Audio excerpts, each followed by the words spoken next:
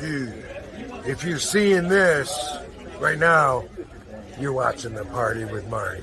Yeah. We're here to party with Marty.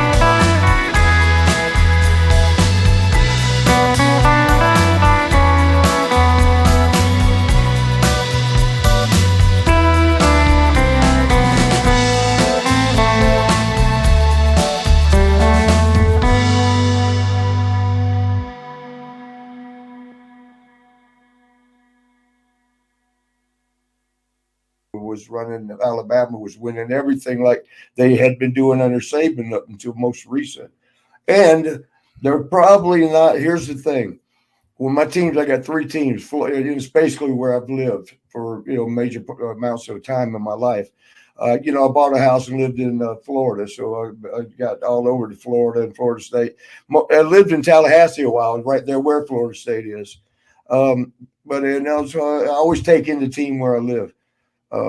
Makes sense. Yeah, and when I was living in Orlando, and Gainesville was right up the road a little bit, and I met a few of the coaches, and they had invited me to come work out at the gym at the school, and that was great, meeting the players, then watching them on Saturday. So it comes that time though when the SEC, these are all SEC teams, they're going to play each other. And just like Georgia, Alabama, it's like, oh shit, man! I win either way you look at it, and I lose either way you look at it. So, and so the way I've come to decide who to cheer for that game is who's got the best chance of going on and winning the national championship. And right now, Alabama's on the outside looking in. And what I mean is there's Oregon, Texas, and Florida State. Florida State's going to be a non-factor. They lost their quarterback, their superstar quarterback. It's never good. No, they may, they may win out, but you never know. That whoever's subbing in might ball out that day. Like Brady did. That's how Brady became a superstar with the Patriots. But yeah. So this one, I got to pull for my dogs, man, because Alabama is going to get shut out. They're not Yeah. going to, unless Oregon loses somewhere, and Florida State is probably going to lose a game, and then Texas, unless all three of them lose out, and then Alabama might slide in, and Georgia can stay in if it's a close game. College football gets very confusing for me. There's too many brackets, Big playoffs, 10, Big 12, Big this, Big and that. every time you figure it out, they change it. Like, okay, this next year, these two teams, Texas is going to be in the SEC next year, and I forgot who's coming with them, but yeah. So it's forever changing. And then they're going to a 6 or 8 team format for the playoffs. I think WWE just sponsored the Big 12. There was a big announcement that. Oh, really? Yeah. They're working together with all the college teams to give them. Why they go to 12? Why do they do the SEC? I wonder. Probably the only deal they could get for now, but give them some time. I'm sure they got another one. Yeah, no doubt. But you got a lot to look forward to, which should keep you busy. Thank God, man, because as now that we got all that out the way, I do got my Alabama. I love them. SEC game. To me, and we'll move on. But to me, it's the best 4 teams in the country right now. Wasn't earlier in the year because Alabama did not have their shit together at the beginning. Right now, they're the most dangerous team. But Ohio State, Michigan, Georgia, and Alabama are heads and heels above the rest, I believe. That's why I'm scared for Georgia. If Alabama beats them, neither one gets in the national championship playoffs, So it's like, God, I hate cheering against any of my teams, but I got to go with Georgia on this one. So and I'll be back, next week. That'll be like next Thursday will be 3 days before the playoffs. So I'll really be hyping up with Georgia on that. Who do you love now? Out of I know you're going to be a Northern boy, so it's going to be Michigan, Ohio State. Which one you going with? I'm probably going to go with Ohio State. Yeah, I think they are the ones.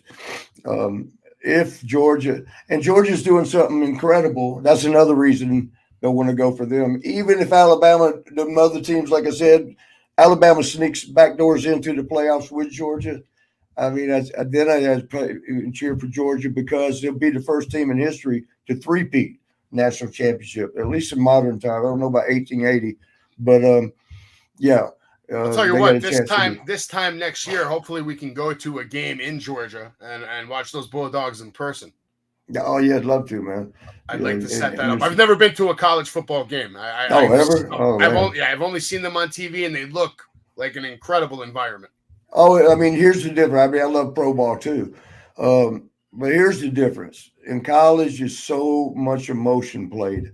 And emotion, the heart, the desire to drive, that energy that comes from determination and excitement makes a difference. That's why when the analysts out there in Vegas are, putting the games like who's going to win and how many points, you can't measure the heart. That's one thing. And then a whole team full of heart, you can't measure that. That's why you never know. In pros, it's more mechanical, it's more robotish. I mean, you expect this is going to happen, that's going to happen. Oh, there's an interception. That's going to change it for but if you see it in college, there's an interception, a fucking place goes crazy. Where, okay, good job in the pros. It's just more emotion. It's more coachable. Everything's just coaching. And in college, there's a lot of coaching, but you just see people turn into superstars before. Right. They're being made right in front of your eyes. And then the thing about pro too, and Nick Saban went through it and a couple others went through it. When you make that jump from being a great college coach to the NFL, what you go from is teaching kids to jump and teaching millionaires. Millionaires will look at you like, bitch, I'm making more than you. Some would argue some of these college kids should be making millions of dollars, but that's a whole nother episode. Yeah, they're coming around on that too. With your permission, sir, I'd like to put up the first picture that you had me set up on your slideshow, and hopefully you can just narrate us through what's going on. Yeah, hold on, but let me open it with this. All right, so we're done with the chit chat, and then again, happy Thanksgiving, y'all. And you too, Mizzy, you and your family. Thank you, sir. How's the little boy? Little boy's doing phenomenal. Getting ready to eat some turkey tomorrow. I'll tell them what's up for you. That's gonna be it. This is what your second or third one? This is gonna be the third. This is the second. Okay, cool. There's gonna be some. Take me pictures, man. I love seeing your family pictures. Thank you. But so here's the deal. Now we actually, this is episode 8. We did it last week, and it was fresh after I just got through surgery with the ankles again. And I mean, it's funny. I mean, I didn't want you to show. You wanted to show a couple of pictures where I was like this. My eyes are shut, but I'm like, yeah, man. And we go over here, we do that. I mean, I didn't miss a beat on the talk. It was coherent and everything. But it's like I'm doing it in my sleep. My eyes are closed. My head would even bob some, and I couldn't really feel it because you were like, hey. Then it would like snap me out of it, like it was like falling asleep. Yeah, I had to wake you up a few times. Yeah. The funniest thing was you like, because I think I sat there for a minute while you were talking like this, and you said, Marty, put some sunglasses on. And I'm like, oh, did I fall asleep? So I did. I reached down and I put glasses on, and they were sideways, and it wasn't sunglasses. And I didn't even know. You had the sunglasses on your chin, and then the regular glasses on your head. Yeah. It was great. Yeah, it was clear glasses. It did no good. No good. But so, what we were doing is the name of the show was Will Marty Lose His Foot? Well, that's what we had, yeah. And because that's one of the options on the table right now. And I got some good news. I'll get into it in a minute because I just met with Lee and my doctor yesterday, and we'll show those pictures. But it's well, just sticking with last week, we were going to try to show it because the substance was good and I was there with everything. But I was just like, the medication, it's a lot. It's got to be a lot. It's just an antibiotic. It's a powerful one. And then there's the pain medication. Then there's the sleep. The trazodone is a sleep one, I think. There's another one that supposedly keeps me from going crazy. It don't seem to be working. But they're just all of them mixed together. Gosh, you whacked out. Like earlier when you and I were talking, I couldn't remember PICC line, and that's what it's called, the PICC line, where we'll show later in the slides. The where you home intravenously take your medicine. And that's when it's real powerful. They really want you to stay at the hospital, during all that. You got to remember too, me being a single guy, and I got friends here in Columbus, but this is where I grew up. But for the most part, I've not been in Columbus since I moved away about 40 years ago. I still got good friends. My friend Wakita Underhar, also known as Mike Watford, is a blessing. Our addiator or moderator, Addie, Radical Addie, is, God, what a blessing she is, man. And it makes me so happy to help promote her stuff. I don't want to move the camera around. But she's got a whole line of stuff that she does with, was it K-Pop Crazy? Yeah, kpopcrazy.com. You can get her, she can make, shit, that's what I didn't send you. I had a picture of it all. I ain't gonna mess with move shit, but we got a bunch. She has a bunch of merch. If you go to kpopcrazy.com, she's got earrings, t-shirts, mugs. Oh, it's so nice though. It's so nice. So let me just try to ease it a little shot, or it's gonna drive me crazy till I do. Wait a minute, is it outside? I see the earrings. I see the logo. Oh, yeah, the earrings. I don't want to miss it with anything. The earrings, license plates, t-shirts, of course. Well, the good thing about her Addie is she's always making new stuff. Yes, and she makes good stuff, quality. And you tell her what you want. You want your name. You want your product. You want a joke on somebody else. You can do that. I suggested to her one time if she could make some toilet paper. And it says on the box, a picture of Shawn Michaels, wipe to develop. And she said, I can figure that out. I'm sure Shawn would be a big fan of that. Yeah, I'm just playing. That's actually a good thing for somebody to jump on, like Vince. There's so many marketing ideas, merchandise ideas, but it's great because in wrestling, there's good guys and there's bad guys. So you want to wipe your ass with the guys you don't like, right? Yeah. And then you see a picture of them when you look at it. Marty, you might just have invented a billion-dollar industry that Vince has. That I'll get no part of. Yeah, I know, right? Yeah, that's the way it's gat. That's gat. But so anyway, we're redoing episode 8 from last week. It was, I guess, like you were there. Thank God. Yeah. Because I might have just slept. If you wasn't there to wake me up and I was just doing myself with no co-host, this is what they would have seen for half an hour. More like 57 minutes. Yeah. But so we're redoing it here, and basically it's going to be the same thing. It's in the air. I actually got a decent report back from Lee yesterday, and we'll get into it. But they they actually told me about my shoulder, which we'll see there too. All this shit is because of what happened in Florida at the hospitals, and we're going to cover all that through this show. Yeah, let me know when you're ready for that first slide so we can kind of hear. Yeah, okay. Is it the funny one? No, it's this one. Oh, okay. All right, so this right here was like 2 or 3 days after. You see that had surgery again to go in. This time, what they're doing is going in. I see this right here. This where's my camera?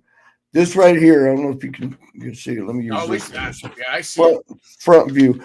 See this right there? That's an artificial joint, ankle joint. That right there, slides back and forth. Yeah. It's metal. And that's what they put in, artificial joint for that leg.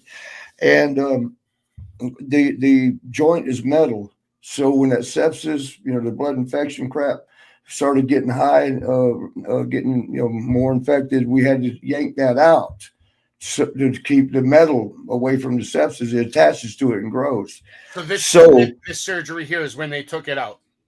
No, that's the other day or last week. Okay. So what the process is, they take that out and they put a block, for the hollow of your bone. They put a block there, to keep this, everything from going up inside the hollow of your bone, including the sepsis. Now we're debating, is it sepsis, is it MRSA, exactly what, because it keeps changing, mutating into something different to survive. And they just kept throwing my doctors off, like, damn, which medication do we give them? Antibiotic, different ones for different things and different strengths. But so they blocked it off with a seal, which was also discreet. Is it excreting? It was letting loose antibiotics from the inside of the foot, which was good. So we're, orally, the PICC line I couldn't remember for a while. We're intravenously taking antibiotics that they want you to stay home for. I mean, in the hospital for. And that's what I didn't finish a while ago, was that me being single and not being in Columbus for a while, I do have the blessings of Joaquin Underlay Underhar, Swaggy when he decides to show up, and Addie, helping me out. My sister and brother, of course. Gosh, big blessings. But they're struggling right now. So I prayers for both of them, because they're going through some heavy stuff. I'm not going to mention that's for them. But so the point out of all that was I'm helping myself. I'm here at the house doing all this. Now I'm back in the wheelchair, which I'd gotten out of. Hell, I was walking around. Remember we showed with Radical Attical, playing games. What's it called? Corn. The cornhole, yeah, cornhole and chain all that. Yeah, bouncing around and doing everything fine, which we were waiting for to get to the sepsis to drop to a level to go back in and put the joint back in, which we were so close. And what they did, like in this picture the other day, that was right after the surgery, like 3 days. I had to change the wraps here at the house by myself. All that green shit, that's infection. You see the outer of everything, that's infection. That's not good. Lee, I keep calling him Lee, but my doctor, he assures me he's never really concerned. So when he does show slight concern, it scares me. But he's like, no, that's to be expected. It's coming out of you. At least it's coming out of you. We don't want it to stay in there, which is why it's sort of loosely stitched so that it can escape. It's just that's what happens when it escapes. So what we do in this time, the numbers have gotten down to where the sepsis or MRSA or whatever the hell we got. We're not going to be a problem putting the joint back in. But Lee opens it up, like with that one you see the long cut. He opens it way out. He explained to me this time he opened it way out because it's like 3 weeks now almost. Or it's getting there, and I still can't put weight on it. I can toe tap, but I can't. And he said, well, Marty, he said we had to open it way up and clean because they're cleaning out, like flushing. It's called irrigating. They're irrigating, getting any remnants or whatever that might be in there still, getting it out, flushing it out. You just wanted to make sure that they got in there and yeah, they did a good job. Yeah. And so then after that scar, after this heals, then we open it again and put the joint back in. So it's like, it's kind of crazy, but that's the process. And I mean, I'm telling you, and I talked to Lee about it yesterday. I saw him just yesterday. See the pictures there? That was my first visit back to him. They had it wrapped pretty. It looks horrible, but what it is, see the far left picture, that's all the fluids that can't, with the wraps, it's so tight, it keeps all that upper. So it looks like a damn elephant foot kind of thing. It's not as bad as it looks, or it wasn't. Well, it was. I mean, it was tough. But so anyway, they for the casual person looking at that, they would probably be horrified.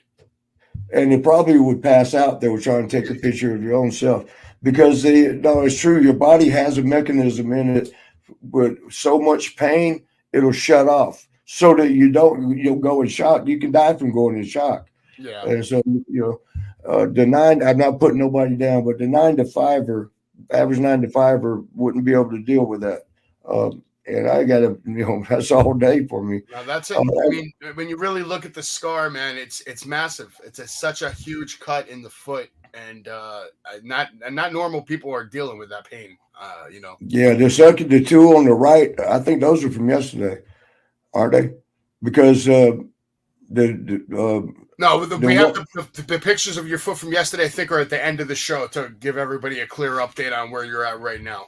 Yeah, I don't think that's the same time frame, but it don't matter. You get the point. But the one to far left, there's 2 more. There are 2 more, but they're just as gross as that one. The ones on the right, those are actually just recent. So you can see it is healing up. It is. We have a zoom up shot of your toes over here, and you can really see the swelling on this one. Yeah, and see what else it secretes. That's the word I was looking for. Secretes. Like a little bit of fluid, see in between the toes, the crusty crust shit. I had not gone through that before, during this year and a half of crap, 2 years. And so when I went down there, they're like, oh, what's that? To clean it off. My toes were stuck together. I had to pull them apart because it's like a sticky, pussy, fluid that's leaking out your pores, trying to get out of the body, And so it's just what a process, bro. I mean, it's just never a moment to where you lean back and go, yeah, we're doing good. It's just now we're not doing as bad. Well, but, I look at it like this. The tunnel's pretty dark right now, but there is light at the end of the tunnel, man. We just it's going to be a long road there. Oh, there's the tunnel. Well, it's been a long road. This is Addie's work. It's still a long road. It's even longer than the road I took to come to your house when I saw trees for 16 hours. But it was that had to be brutal on you. You being a city boy in New York City, and all right. But yeah, it worked out good, I think. But yeah, man. So now we got back in recent. I think it was on the 1st. So this is what today when this shows would be the 23rd or whatever. It's been 3 weeks. Normally, after any of the operations, there's been 7 now in the year, 2 years, maybe 2.5 years, but 7, all on the ankle. Well, 1 on the shoulder, which we'll get into later. But it's amazing what the body can handle. I mean, you told me, well, you're going to have 7 surgeries in the next 2.5 years. No way, you can't. No, and there's still a couple more coming. Yeah, that's a lot. Yeah, it is. And again, me being single, I'm at the house. I have visitors, but you know what, Mizzy, I don't even want visitors. Let me do once in a while, of course, especially Wakita, because we'll watch, football, Alabama, Georgia football with him, and my brother, of course, always. And but I mean, I got a bunch of my friends that are just now, because it's been kept quiet, that I'm back in town. And a lot of my friends, they're, finding out and wanting to come over. And it's not that I don't love them to death, but I just don't want, not just the fact you don't want to be seen like that. You're just miserable. You don't want to be around your friends when you're miserable. It's misery for me when I have to go to the bathroom. And I've told you about that, and you've been here, so you know what I mean. I got to get in the wheelchair. Now that I'm back wheelchair bound, I got to get in the chair from the lazy boy to the wheelchair, roll into the bathroom at the doors because they won't go. Then on my good ankle, just now getting torn up from being the good ankle, having to support all the weight, bouncing my ass like poop, poop. It's 3 hops. I'm at the toilet, whether I got to sit or stand, but I got to get there in 3 hops, which I'm not going to show you, but I use a urinal from the hospital a lot to save that extra work just for a quick whiz. I just got to pee real quick, and to go through all that for in a bathroom. Yeah. And I mean, cooking, that's where I could use a good girlfriend and all, but I'm not using people, I'm not, I'd rather take the brunt of the punishment of my decision of, I'm not going to use somebody. A girlfriend could cook for me and do all that, cleaning the house. I mean, I'm not the neatest guy in the world, but I don't like being messy. I mean, it's, when you're all laid up and there's pain and misery, you just always set something aside and I'll get it later. Well, that builds up after a while, Yeah. And then you wake up one morning and you look like, who the hell came over and partied without me? But it's tough, man. The mental aspect of it is probably is as hard as the physical. And Lee and I talked about that yesterday, if not harder. And actually, he has a program where he sends people over to that need a mental help. And he goes, that's pretty much everybody but you so far, Marty. Everybody has to go there. Don't feel ashamed or anything. And it's not that I'm ashamed. I just don't need to go. I don't think it's tough. Yes. No, but man, I don't. You're dealing with a lot. I mean, just looking at these pictures, it's evident that this is not no ordinary thing to deal with. No, and to do it by yourself, and when I say simple things like cooking. I mean, everything I do now, I can't. This left foot, which has the reconstructive surgery, is the one we're actually got to go back in it after all this because it's coming apart now, supporting the right foot, all the weight and all the hopping through the bathroom and all that crap. Yeah, man, and it's just wearing it down. But gosh, it's the mental aspect. There's things that I can only speak for me. I don't know what other people go through. But I told Lee yesterday, and you have to be careful telling the doctors and nurses, man, I'm just tired of shit. I don't want to live no more. They'll stick you right in the Bradley Center. Yes, they will. Yeah, I mean, because they got to, as you're talking about suicidal talk. Yeah, if they let you go, then they're responsible. So if you think you're miserable now, give it a week or two in one of those facilities. Oh God, man. And some of my friends just went there recently, but yeah, man, it's just because just using my situation and settings. I'm here by myself, which, as I said, I don't mind. I got a ton of friends for the phone. You know that you were tired of talking to them all when you came and visited that time. I think everybody is tired of talking to some of them. But I mean, I got my friends for that, and we talk when we talk. That's good enough. But it's just hard to go from a lifestyle of partying and women. I'm single, so women partying. Actually getting to do something productive when you do your job, which I love, and you're all over the country, all over the world, all that, and you just wham, bam, hit the brakes without warning, like, hey, we're about to hit the brakes.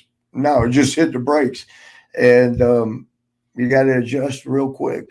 Adapt or die, basically, is what Swaggy says, and it's hard, bro. What bothers me the most, Marty, about all this is that you weren't dealing with this a few years ago. Exactly. You were in Florida, and everything was okay. Perfect segue. Thank you for that. Yeah, so here we go. All right. Well, I was living in Jacksonville, and this was the plan. I was going to open the school. Wait, take that off yet. We'll come back to that. I don't want to see that yet. Okay. I was in Jacksonville, living there. The goal was to open a wrestling school there.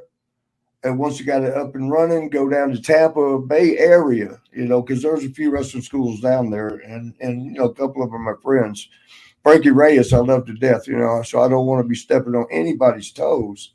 But I was going to do it differently, completely different. It would not affect them. It was for the younger kids, and it was for the ones that don't have the financial means, WWE's complex is set up right there in Orlando, and I don't know what they charge. I heard they charge a lot.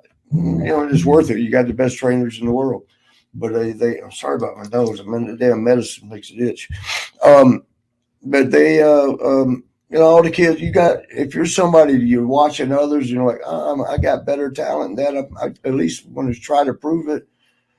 And you got the charisma, you got the looks, you got everything. You just need to get trained, but you don't have the financial means of that. That's where I wanted to come in.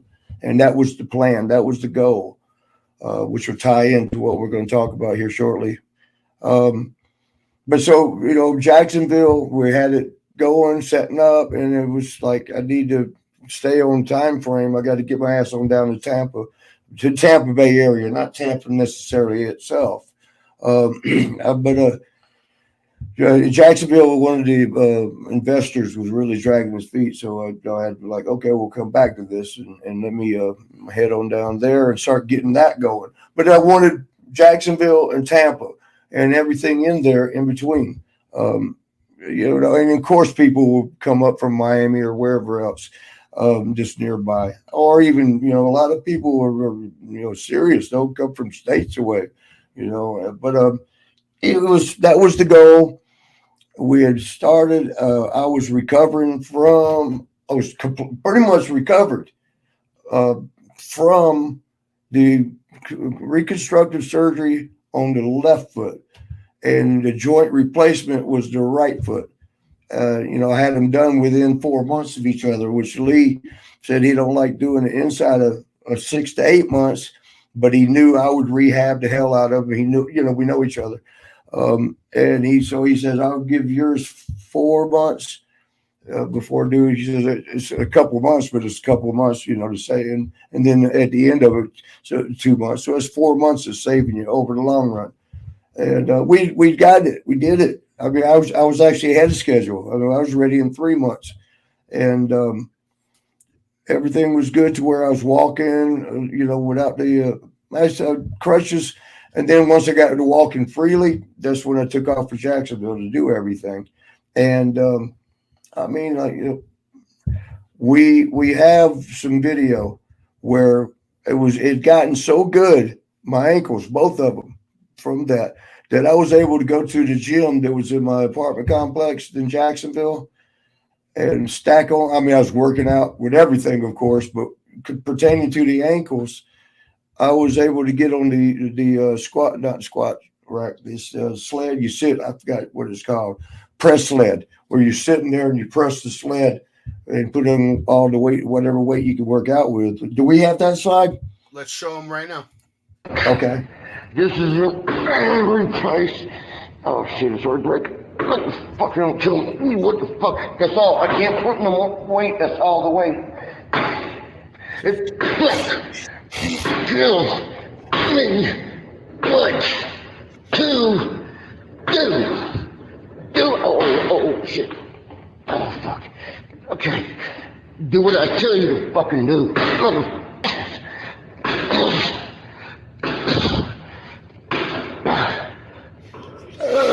Fuck. Stop again. I don't know if you can hear it. Okay, now, he's done it. He's doing it too.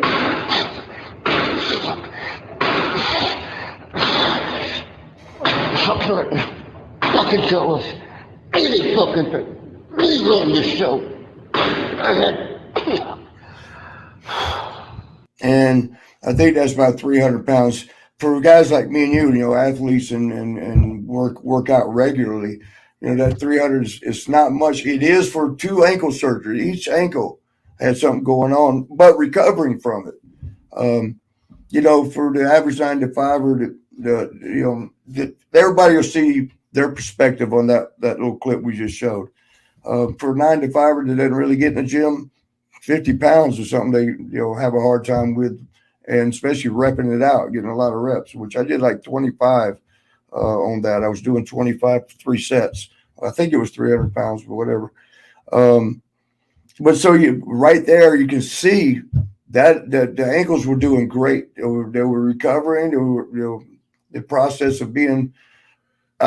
Lee asked me, he said, "Don't think about getting back in the ring. I will do this so you can walk around in no pain," which I agree to. Once you hurt so bad for so long, it's like, yeah, just fix it. None of the extras. And you see it right there. And then so it was time to go down to Jacksonville. I mean, to also show the good spirits I was in. Swaggy and I would cut up. I would actually run after. Well, I say run, fast walk, chase him around the house. I mean, he had a habit of staying in the refrigerator. Do we have that, Mr. Swaggy? Yeah, the refrigerator because the door was here it is.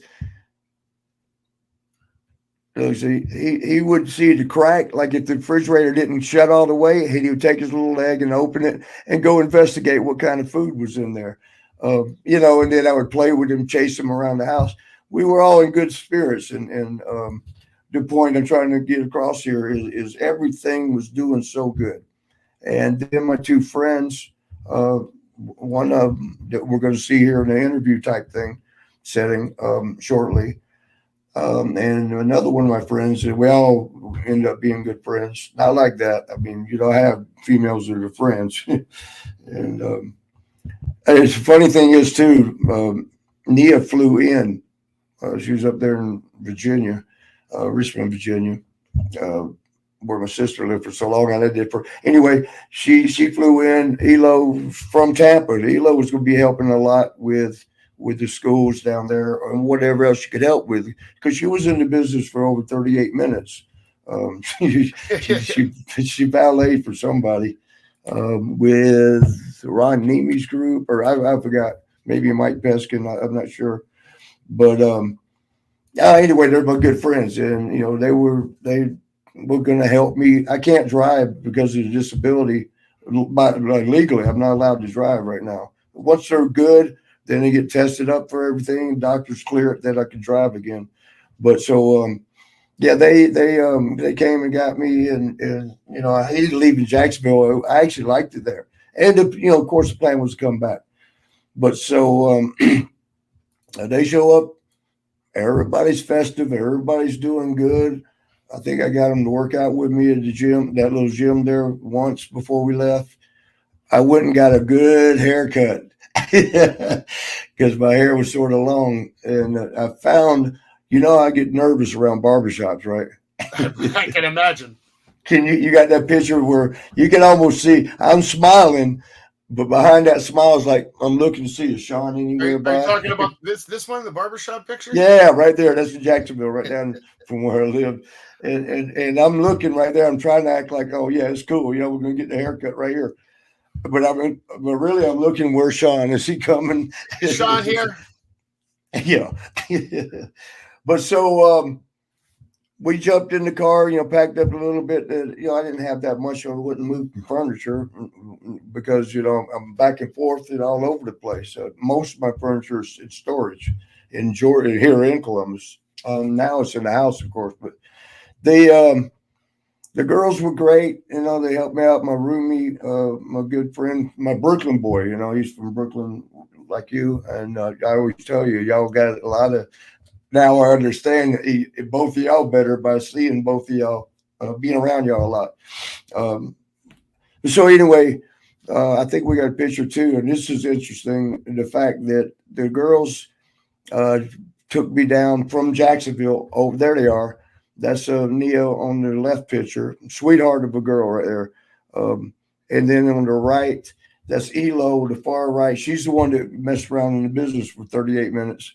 And then Nia, of course, and they become good friends. And I like when I'm able to get two good people to become friends. Because good people want to gravitate towards good people. They're both great people, and they got along. They're still, they're like friends now. And the crazy thing, and I wanted to send it to you so we could have it queued up, but I just didn't have time. But there was some people may remember this. And by the way, subscribe. Happy Thanksgiving, but subscribe. But so the dirt sheets, as we call them sometimes, the weak ass websites. And I'm not trying to put nobody down, but when you ain't got nothing better to do with your own site than to say, look, Marty Jannetty got a ride with 2 girls to Tampa, and you're trying to demonize it. It's like, I mean, who's going to be upset about how you demonizing that? A single guy. I mean, they're friends, but even if they wasn't, and even they are, either way, who's that supposed to upset? A single guy got a ride down to Florida, somewhere in Florida, with a couple of nice young ladies. Where is the hate? How's that supposed to upset anybody? Yeah, I don't see the problem unless you're all having sex with rabbits, Or what did parking meters? Yeah, parking meters. Yes. So everything went as planned as far as we were sort of set up for Jacksonville. I just had to come back. Real quick though, this is where you were living at the time, right? Yes, look how happy the far left. That was my actual. It's not apartment. It is basically apartment, but it's like they rent them out. Like little vacation rentals. Yeah. For 2, 3, 4 months or 2, 3, 4 weeks. It's not a regular hotel, and it's like 2, 3 rooms. But so, and that was temporary to get. It's so hard to get a place in Tampa. I keep saying Tampa, but Tampa Bay area. Clearwater's where. And it must have been nice. You had Swaggy with you. You had nice friends with you. Flip back. Yeah, right. Flip back. Look at Swag. No matter how good, Swaggy would always watch. When I was missing a remote, and I saw Sanford the Son on TV. Sure enough, that remote was somewhere near Swaggy. That was his favorite show. Mine too. But so I fed Swaggy good. He had access to the refrigerator. Saw him a while ago. If it was cracked a little bit, he would pull it open, go in there, investigate. If I didn't put the top on to something real good, he helped himself to a little sandwich meat. But look at him. He just ate real good in that far right picture. He's got to look at what do you got though? What do you got though? Can't be happy with the damn tuna fish sandwich I just gave him. But so, we were all happy. In that place. Life was good. Yeah, everything was beautiful. And the place on the left, that yellow thing, it could have been a different color, I guess. But Swaggy, I kept him inside because he's single too. And there was some cats. Around there, so I had to keep them inside. But we were in love with the place. Again, that was just a temporary set across, sit in until time to move. Because it's so hard, Tampa, getting over Tampa Bay area, the rent and everybody moving from New York, moving down to Tampa remember that big escape a couple years ago, the big exodus. Florida was doing great, man. The warehouse or the storage units were filled up because everybody's coming down, putting their stuff in storage and then looking for a place. So everything was filling up. Even rental cars were hard to get. So that was the game plan. It was going accordingly. We had found a place for me to rent after about a week of being there, and I was prepared to go. Everything set, and again, Nia flew down to help, which it wasn't that much. Again, mainly clothes, but a few things. And Elo, I just needed the ride. Just help me with a few bags of clothes or whatever. That's all it was to it. But so I went through a process that I go through even now, even worse now. Because of all the medication, and that's another thing about the surgery. It's the sleep is so off. if I fall asleep at 3 a.m, it's okay. But I wake up and I was like, gosh, that was I was dreaming. If you're dreaming, it's like, oh, good. And then you look at the clock and it's 4 o'clock. You slept 1 hour. And I do that all night, 4 o'clock, 5 o'clock, 6 o'clock. I'll get an hour in and I'm happy because it was a solid hour. But I just don't think that, say 6 hours, 1 hour at a time. I almost feel like it's more detrimental to your health than, certainly a full 6 straight hours. God, that would be a blessing. Plus, I got a swollen prostate, so I got to go to the bathroom a lot anyway. That's another curse, during all this, because of the hop along to the bathroom. Yeah. So now here's where we go. All right, we're living good. We're happy. Swaggy's happy. I'm happy. Was decent places. The place I was about to move in Clearwater was decent, very decent, nice. And all my friends, I got so many friends there. I was about to be in heaven again. And I hit that spell of insomnia. When I got insomnia, I don't know if it's inherited. My dad had it though. I go 4 days. I actually think 5 on this particular one question, this one coming up, what we're talking about. But in hindsight, I'm like, there's no way you were up for 4 days, no sleep. But there is. And it's not like you don't try. You lay there, toss and turn, and that's the worst. I'd rather get up and do something, clean the house, work out, do something. But laying there, turn, lay there. Yeah, God, that's the worst. That's miserable. Yeah. I've never been awake for 4 days. I did 3 days once, and that was by choice. And I after the 3 days, you could feel the effects. Oh, bro. And on day 4, generally, when I go through that, it's not like I go through it a lot. It's not even once a month. It's once in a while, maybe once every 3 months, 2 months. But when I do go through it, besides being miserable, come day 4, and it always seems to be that. And I had told that to one of the nurses that it was what we're about to talk about. I told her about it, and she goes, "Yeah, that's generally. It must be a normal. It's not unusual for people to start hallucinating on day 4, because that's me. That's when I would see people in the house. I'd be having conversations with them. That yellow house we were just showing. I actually had a problem." About 2 nights before I had the other problem. Now that I think about it, maybe that's what happened here. It bled in. I didn't even think about that. I had called the police because I had a guest, and we sat around. He kept wanting to hustle off his daughter to me, and she was younger. And I'm thinking, like, man, I ain't paying for this. Get your ass out of here. That was the end of the little friendship that we had created, which I don't even know where this guy came from. And I asked him to leave, and he didn't want to leave. Now I'm thinking, I'm not 100%, but closer, certainly closer to now.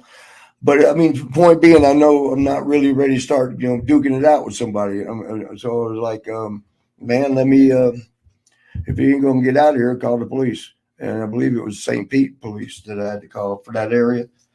And told them, good person here won't leave. And you got the address, and then sent a car.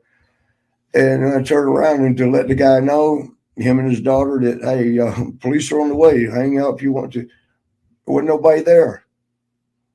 I was like, well, I was just at the front door where I called the police, and that was the only door in and out. What the hell happened?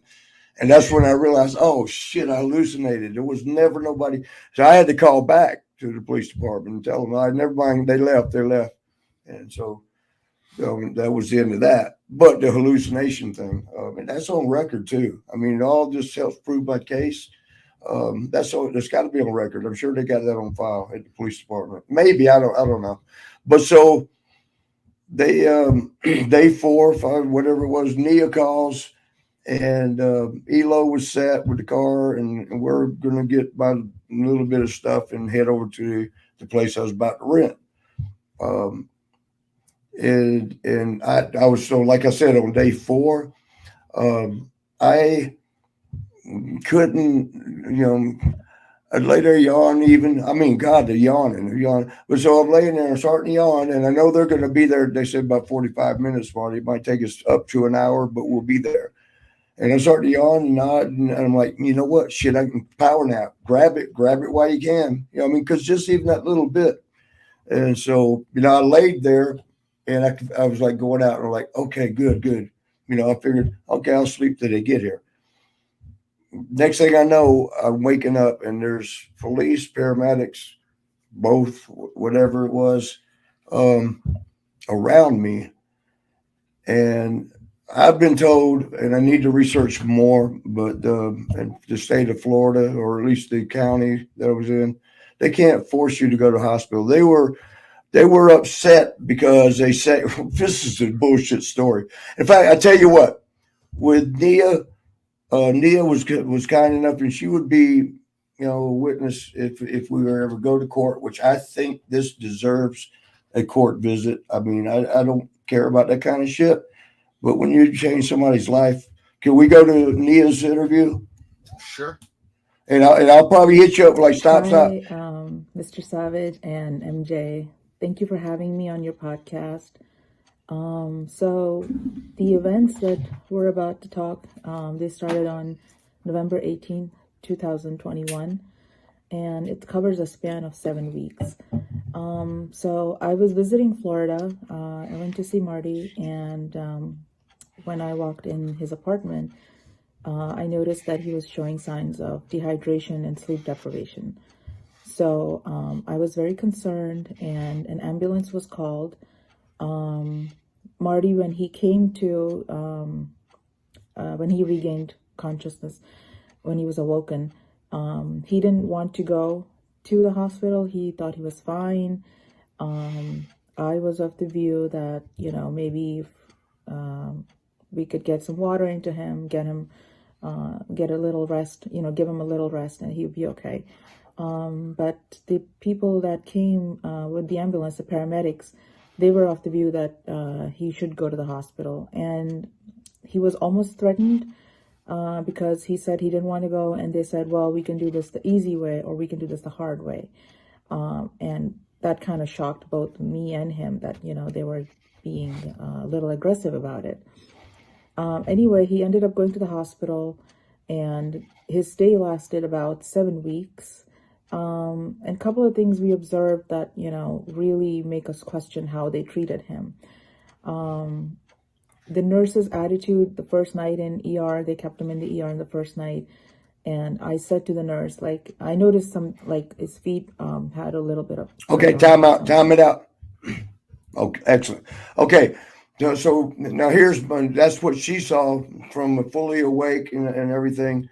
And the way I understood it, though, is I didn't answer the door when she got there, because I was out.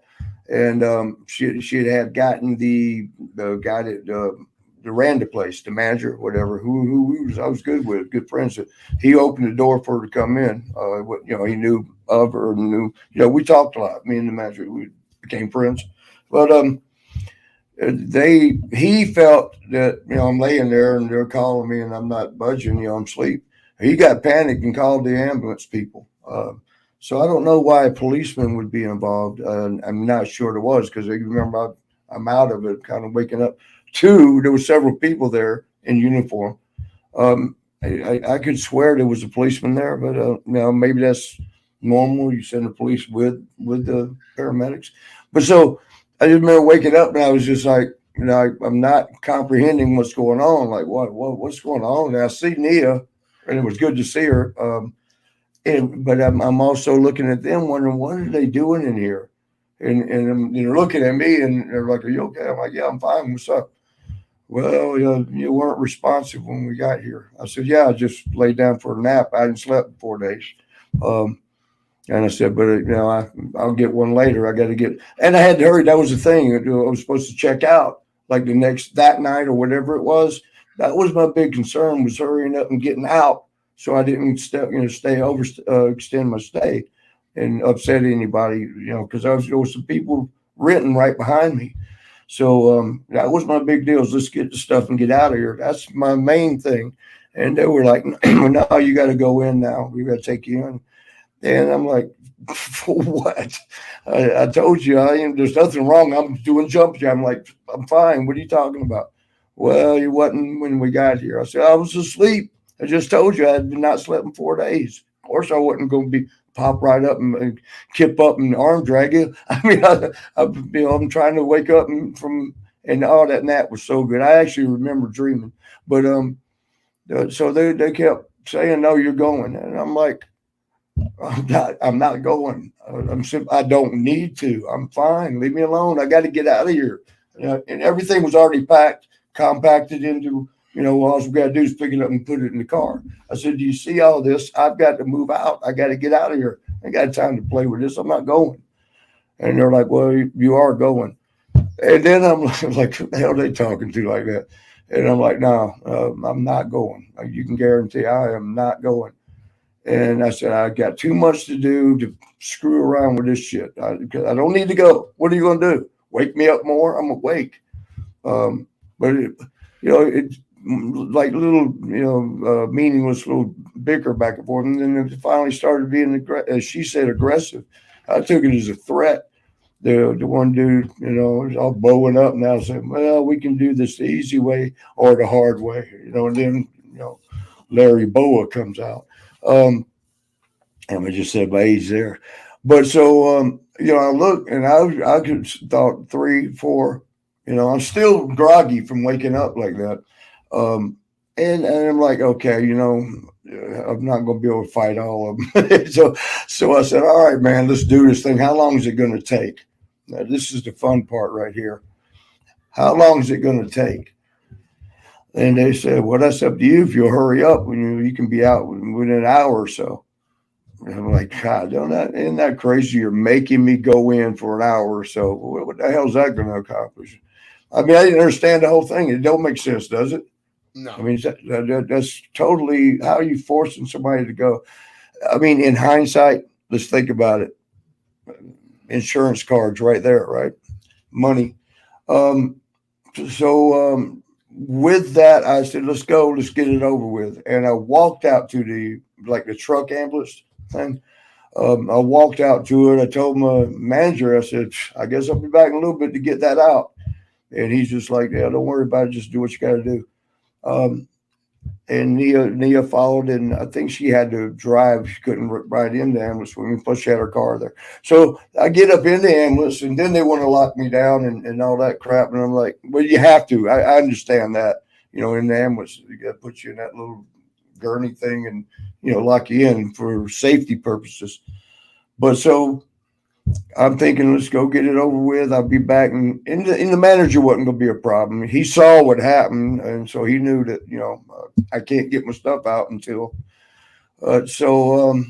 Then we get there and, they didn't want me walking in. But, finally they got away from me enough to where I was like, no, man, I don't need to go in on the gurney. For what? I mean, now we're putting on a show or what? So I walked in.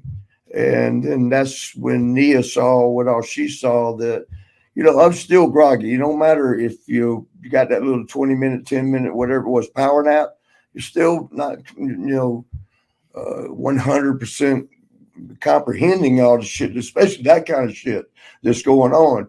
So now play what she saw, and then I'll tell you more about that. Copy that. Yeah. And I asked her, like, can you, clean it up? Because that's your job. And she just handed me the wipes and she's like, well, you can do it yourself. And I was like, okay, that's, not very nice of you. And that just kind of set the stage for how it was for his entire stay. Like whenever I would call for updates or, just to see how he was doing and how things were progressing. And the nurses would always give us the runaround, like, transferring calls, not picking up calls, or just being very short with us, not really giving us any satisfactory answer or telling us exactly what was wrong with him. And then he stayed in ER for a night. He was transferred to ICU in the morning, and then he stayed in ICU for 2 days, and then he was moved to the floor. I stayed there while he was in the ICU, so I saw him through that. And the thing that shocked us was when he showed us videos of bloody ivy and bloody sheets, and nobody came and cleaned that up. Nobody came and asked him, like, why was it there in the first place? So me and his family and his friends, like whoever saw that video, we were extremely concerned. That's not how a hospital is supposed to operate. And so, but we were not able to get satisfactory answers from the nurses, like, why was his bloody ivy there? Why was his sheet not changed? Why was somebody being subjected to those conditions? All right, time out.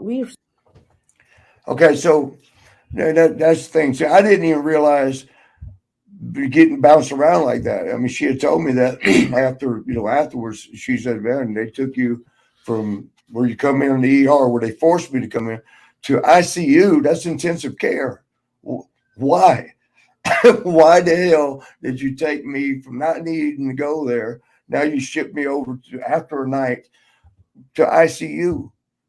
And now by the time in ICU, I'm really not comprehending, because they're loading me up, got an IV in me, all this for what reason? Because I couldn't sleep and I took a nap and was waking up slow. All of a sudden I got needles in my arms and I'm in intensive care. What kind of bullshit is that, bro? And, she was a witness to all this. Elo was a witness to a lot of it. What one didn't see when the other one wasn't there, we had to cover them from beginning to the end, because after they shipped, in hindsight, again, I think about that insurance card.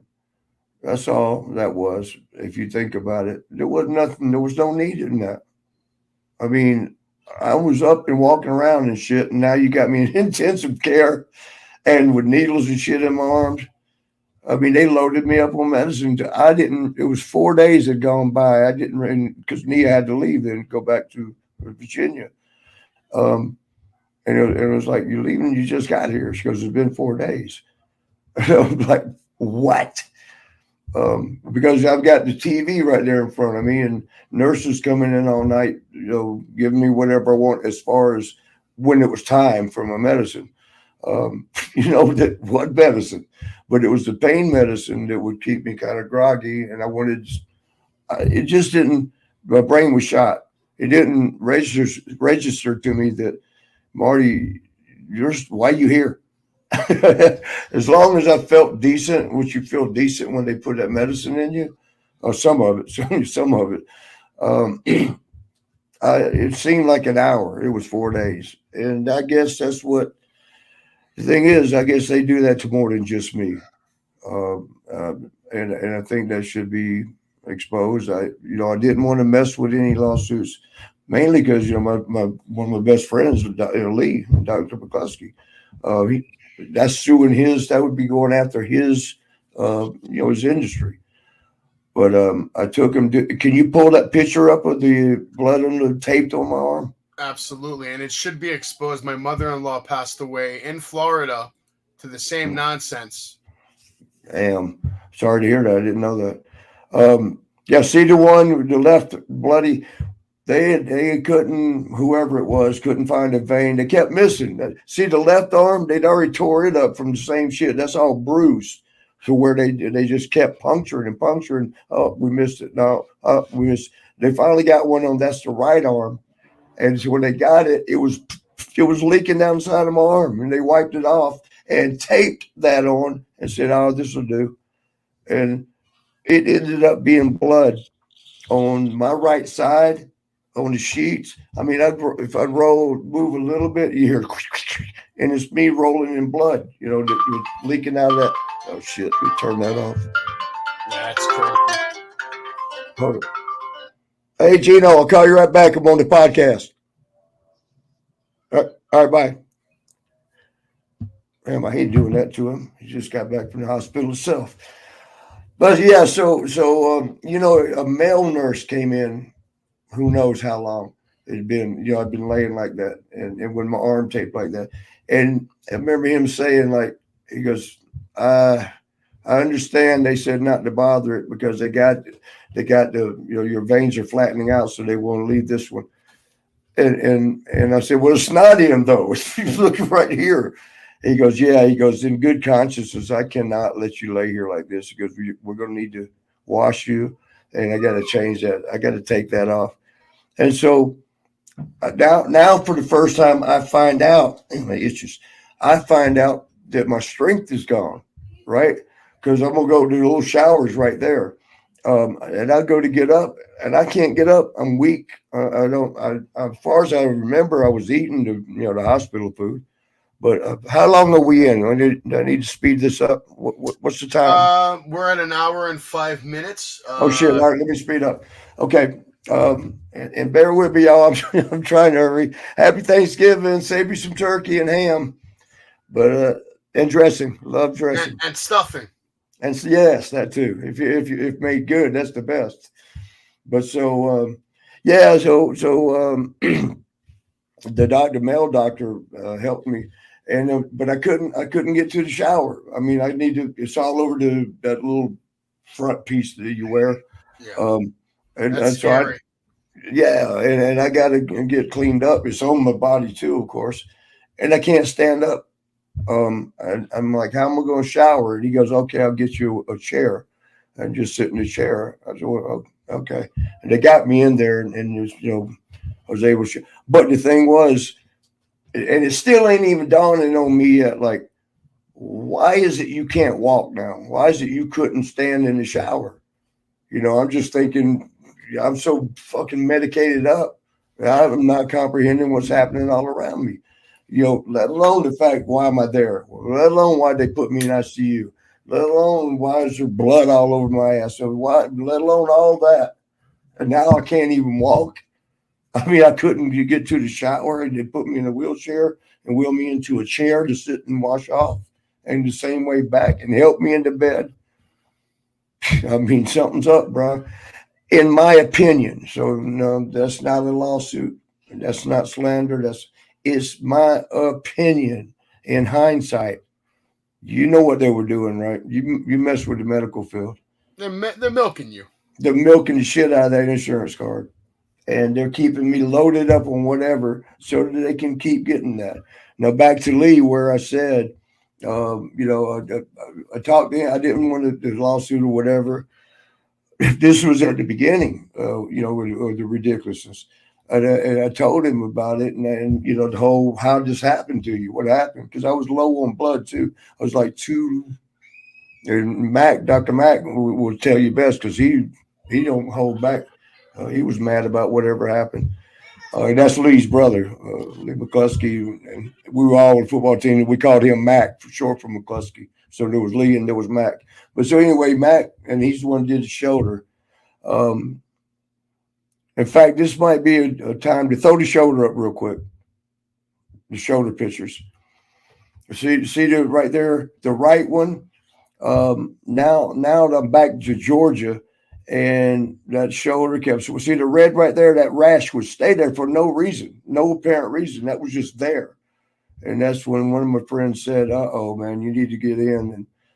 And again, I was still weak as hell. Now this was, I'm getting off time frame a little bit, but so that's what Mac's job was. Mac went in, McCluskey, the older brother. He went in and scraped that off, scraped the sepsis off the bone, because if he didn't, and that's why they got 42 staples in there to put it back together. The sepsis, he said at one point they were thinking they were going to have to amputate the arm, because I asked him, like, when can I start working out? Because of all the staples, and I said, well, how long will this be? When can I? He goes, never. And I said, never. He goes, you can't work out no more. It ate up all your tendons and cartilage in there. All you got is some muscles holding it into the rotator cuff. And I can loosen it, it'll pop out, and it's gross looking. But he said, that's when he told me, he goes, don't worry about working out. Be glad you got an arm, which that's a horrible thing to hear. So anyway, all that, now we backtrack back to Florida in the hospital. After so many days, I think what happened, look at that. It's an eyeball shooting out of the, looks like an eyeball looking through my damn ankle right there. But they, they, like what you said, they milked as far as they could go, and they couldn't go no further with the insurance card or the insurance. And because, I got Georgia insurance, I'm in Florida, they were getting whatever they could get from that anyway. And once they were done, get his ass out of here so we can get the next person. I mean, that's how it felt. Like, okay, we can't do no more for you. You got to go. You got to get somebody up here. Get somebody to get you. Hurry up. Gosh damn, man. And so that's when Elo picked me up. The other girl in that picture, she picked me up in a wheelchair, and she was like, Marty, what is going on? Why are you in a wheelchair? I don't know why I'm in here to start with, let alone the wheelchair part.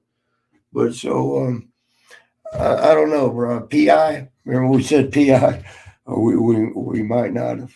But okay, so from that I went. They sent me what's his name? One of the guys that was in the 3 count, remember, for wrestling, he got into the medical field. Shane Helmsley, is it? Sugar Shane Helmsley. He got into the medical field. Okay.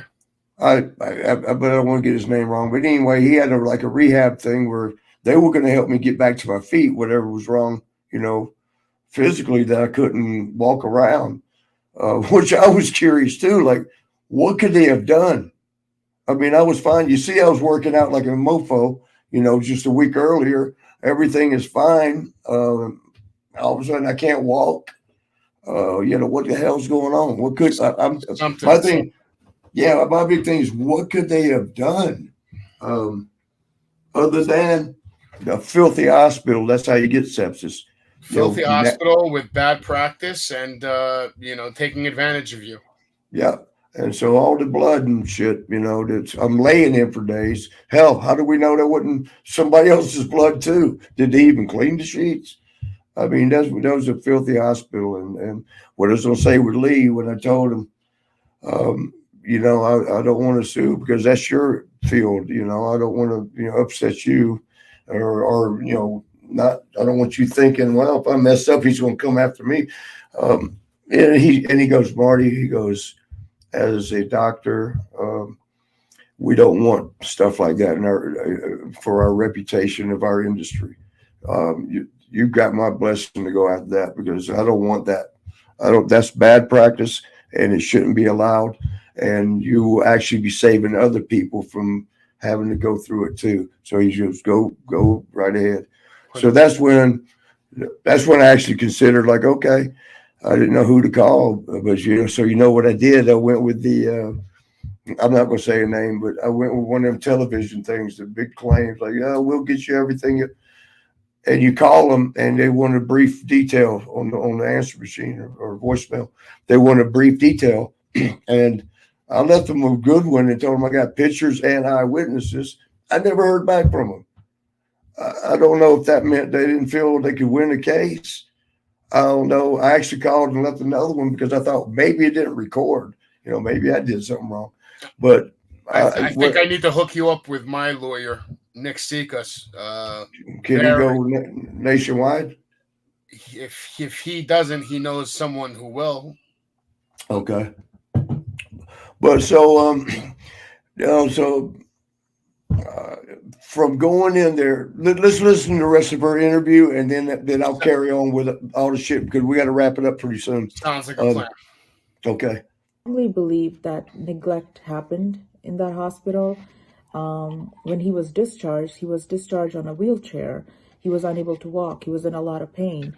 And it's just begs the question that after 7 weeks in the hospital, a person should be better, not worse. And it just felt like he came out worse than he went in to the hospital. When he went to the hospital, he went walking and he came out on a wheelchair. So, that's something that really bothers me personally. And we feel like his friends and family and me being his close friend, we feel that a life was ruined. There was so much promise. He wanted to, open a school in Florida, train kids who, might have the talent but don't have the means. And that chance was taken away from him. His future plans were put on hold as he recovered from numerous surgeries. and fighting off the blood infection and the antibiotics that just never seem to end. It really breaks my heart to see him like that. It just, he's in a lot of pain, and that pain overshadows everything in his life. And he tries to be cheerful and to put a smile on our faces and just, go on with the business of life. But it's just that pain and the infection and all of that is just, it has taken over his life. I personally feel that the hospital has some questions to answer about that. Like, why was he worse for wear when he came out of the hospital? Thanks for having me. And I really, really am grateful for a chance to tell my side of the story. Thank you. Thank you, dearest. Appreciate that. You know what, she touched on something there, where she said they cheated me out of my chance to help others. Are you there? Yeah, I'm here. Absolutely. Okay. I didn't hear you. She said something about, he kind of got cheated out of the whole goal I had was opening the schools, for the younger. And I was actually going to work with younger kids, going down. So, because to me, that's the way you get better. You start younger, because they're as good as they can get right now, unless they start younger. Athletes, the wrestling, all the guys now, the girls too. The girls are as good as the guys. But so I thought about when she said that, I thought about, you know what? They didn't just cheat me then. They cheated all them kids out there that I was going to train. But all the ones I was going to give the opportunity, that they're not going to get that opportunity anywhere else. They don't finance you and say, hey, here's a credit card. We'll take credit. They don't have the money, the means, like she said. I was going to fix all that, take care of all that, and help all that. So they've cheated not just me; they cheated a bunch of future superstars. They cheated a whole generation of students.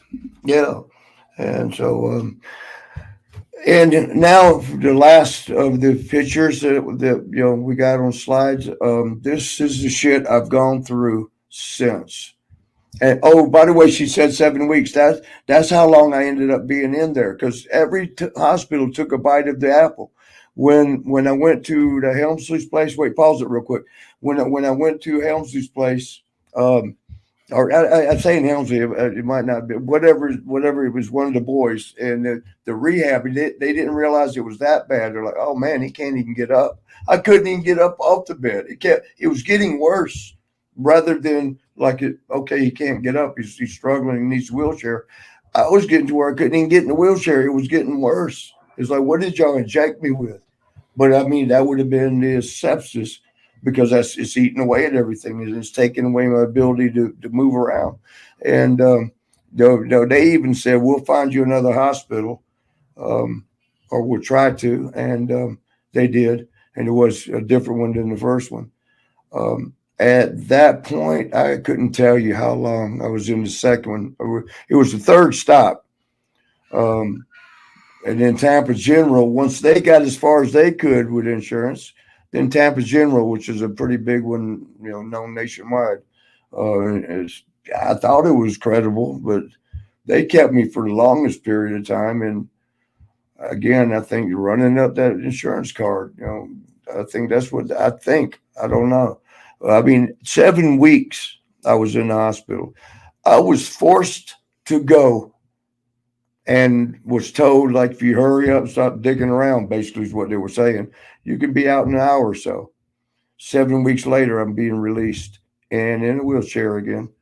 Thank God for my brother and my friend Wakita coming down to Tampa to get me the hell out of there and bring me up to Columbus, to where I finally went to the emergency room, because it was just everybody around me. My buddies were like, you got to get in there. Something ain't right. We're watching you. In the short few days I was home, they watched me go down. They're like, no, you're getting worse by the day. And it was, I guess I'd lost 2 liters of blood.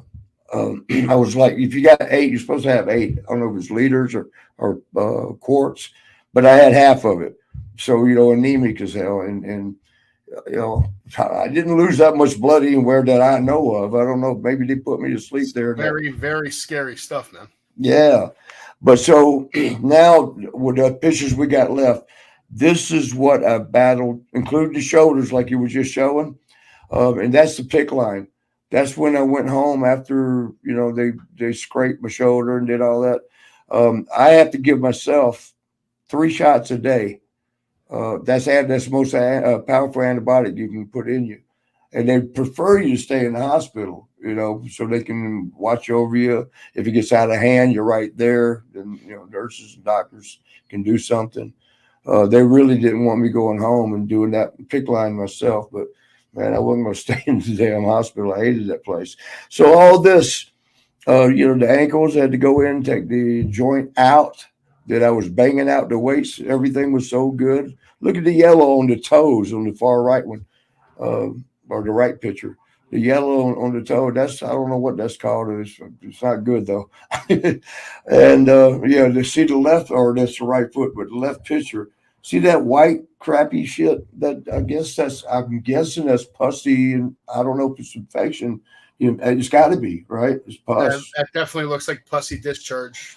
Yeah, and the green shit's always there, and I guess it comes out of that, but. There's that. You got some of the elephantitis foot. Wow, I got this picture because okay, right there. See, that's what I had to go through right there. That's the pick line shots. You see, I got midnight, 8 a.m. and 4 p.m. 8 hours apart. I had to take 3 a day. It's actually 3 shots, 3 times a day. Damn, man. That was your girl. That was Lainey. My friend we're friends. So 3 times a day, and you get groggy as shit on all this medication. I could not remember, did I take my 4 p.m. or not? So that's why the signs, I put them out there. So when I took, say, for instance, the 4 o'clock, I would flip it over to the backside. So the midnight, I know was next. And then when I did the midnight, I'd flip it over, let me know you did take that. And that's how I had to do that, putting damn signs up and look at all the used up needle. There is the ankle when it swelled up. When I thought I was getting better, I started riding the stationary bike. This shit popped up on me. So I had to go through a while with that, getting that down. I mean, it was just one thing after another, after another, after another. And it's been that since I've been back, which I got back last February. It'll be 2 years I was back this coming February. Day after my birthday, which is the 3rd. The 4th, I was back here in Columbus, and it's been 2 years of misery and hell. The mental aspect of it is just unbelievable, because there's times you lay around, and I don't want to say too much. I don't want the guys in white jackets to be here, take me to the Bradley Center. But for me, there's been times I'm just tired of it. Something happened most recent. I think I told you about it. My niece, Lisa, the sweetheart, she invited me the other day. She said, Marty, please don't stay home by yourself for Thanksgiving. I'll come get you, have Thanksgiving with me and Mom, which is my sister, Diane, and her kids, which is a lot of them, and grandkids. And, I said, well, Lisa, I just got out of surgery. I can't do it. I can't be, around. I don't feel like moving. And she goes, oh, I'm sorry. I didn't know. She goes, but this is what got me. She said, it's okay. I'll bring you a plate like last year. I thought about that. You know what? Fuck. Last year, it was deja vu, because it was the same thing. It was the 1 year ago that they took that joint out, the one that we're trying to put back in now.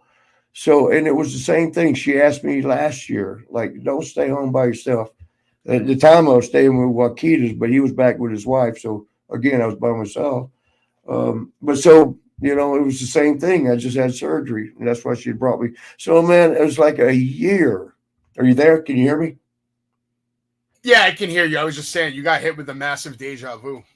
Oh, yeah, man. It was the same thing all over again. And that's when it hit me, like, been a year. And there ain't no improvement.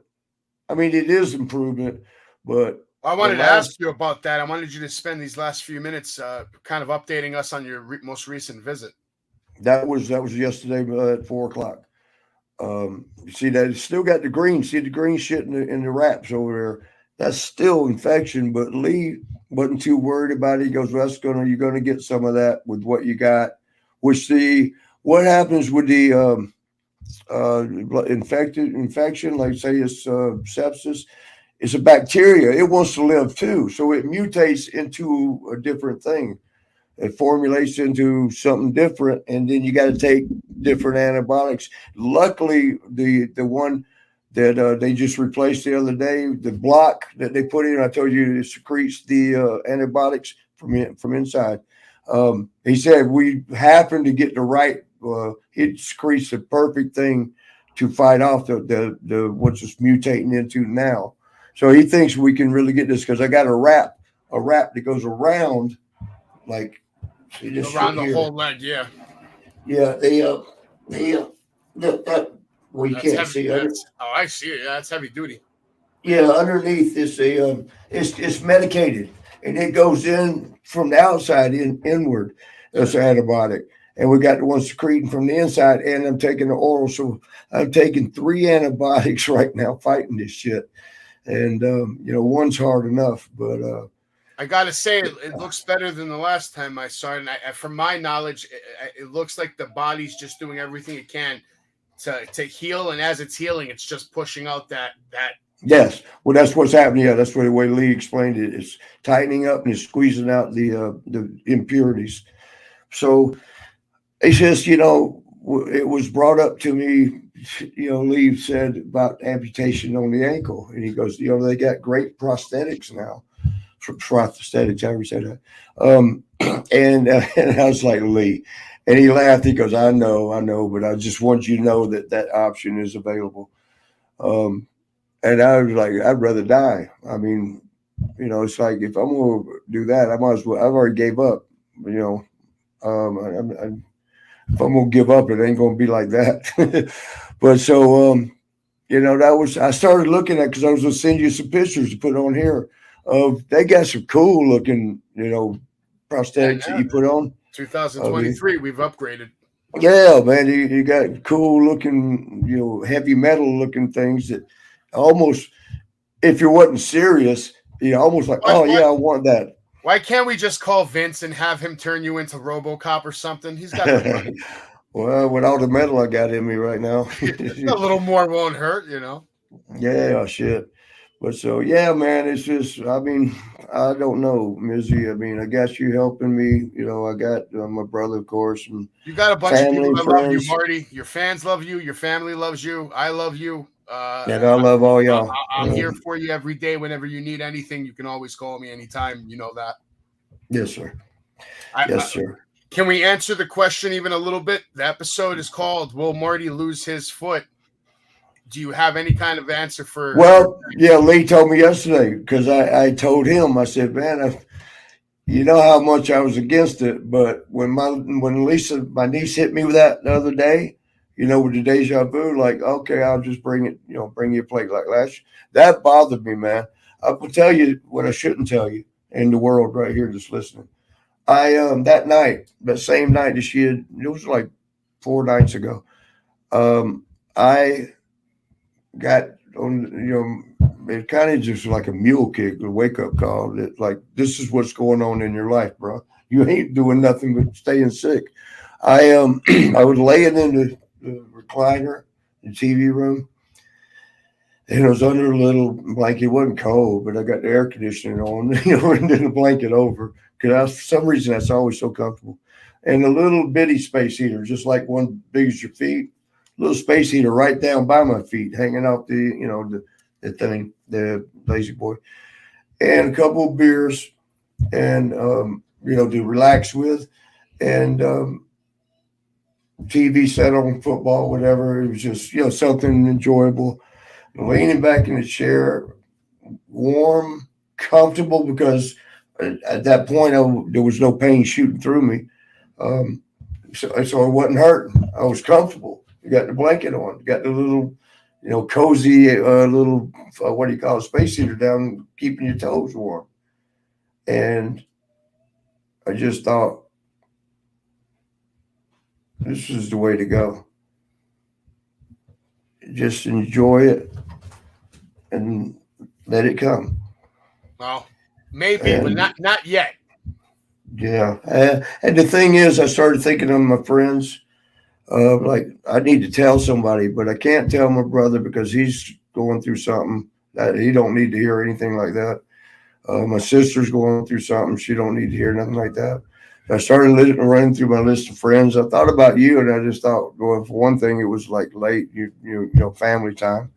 Um, and you get mad at me when I think shit like that. You I know, I don't get didn't mad want at you. I just want to get you away from that and do whatever It's I just- can to show you that there's other options. There really is.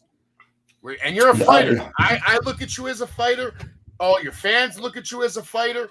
You've been fighting your whole damn life, man. So hey, Gino, What you doing? you got right here's the camera. Hey, what's up, Gino. How you doing, buddy? Yeah, we're just about right. Give me another minute. That's all right. I got to go. Mary's in the car. I just wanted to bring you some barbecue. How'd it go today? Like always. Okay, we'll go. I'll call you in a little bit. We'll talk about it. All right, man. Thank you, man. I love you. Good to see you. Yeah, he said good to see you, miss. Thank you. Tell him it's awesome to see him too.